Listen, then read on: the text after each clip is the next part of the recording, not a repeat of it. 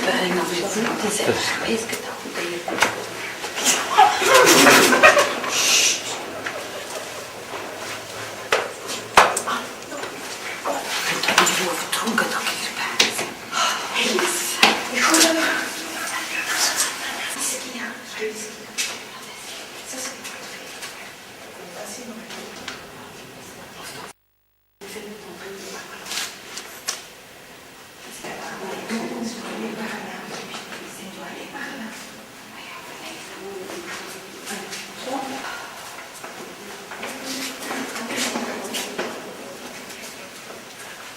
Mètres de large sur 20 mètres de long.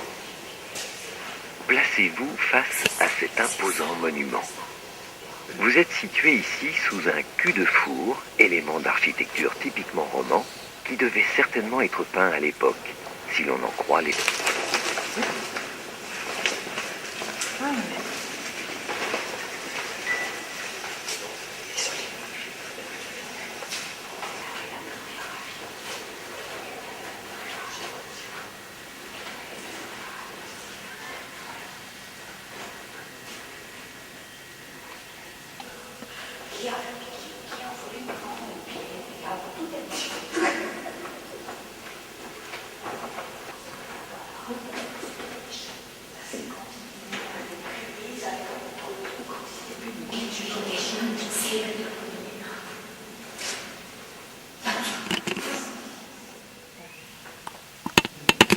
Pendant longtemps, le sol de certaines églises était utilisé pour enterrer les défunts.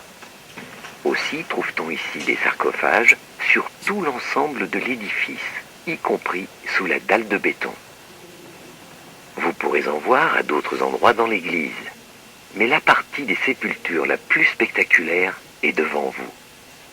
On dénombre ici 80 sarcophages, dont certains ont des détails caractérisant l'époque mérovingienne. À certains endroits, les corps étaient superposés et séparés par des dalles de pierre qui servaient de couvercle. Regardez attentivement le long des parois de cette salle. L'église est creusée au début du XIIe siècle par les bénédictins déjà installés à Aubeterre depuis le 8e siècle. Ils soumettent la colline à un plan architectural roman. Cette contrainte est exceptionnelle, car si l'occupation des grottes est courante à cette époque, leur aménagement n'est généralement pas régi par un plan architectural strict.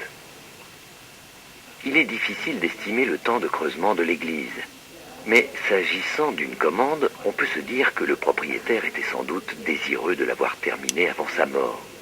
Voilà pourquoi on estime à une 40aine d'années sa probable période de creusement.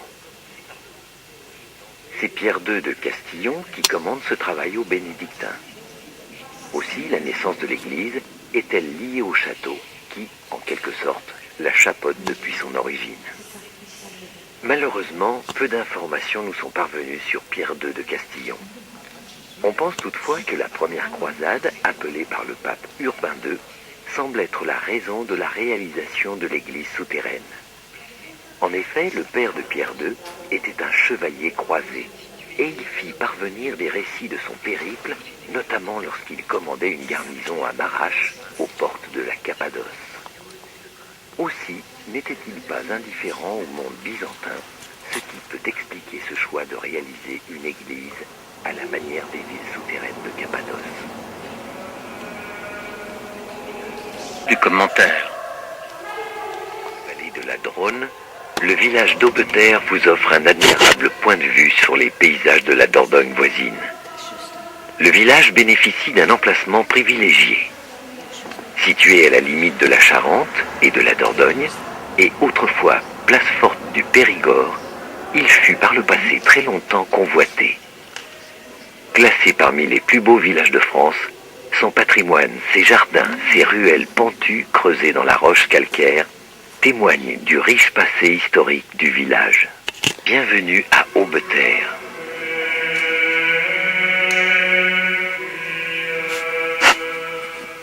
Cet audio-guide vous permettra en cette étape de découvrir les secrets d'un monument extraordinaire, l'église souterraine Saint-Jean. Cette église, dite monolithe, était autrefois d'une taille beaucoup plus imposante. Imaginez qu'elle s'avançait en fait jusqu'aux marches des escaliers extérieurs que vous avez empruntés il y a quelques instants, puisque la colline venait alors jusque-là.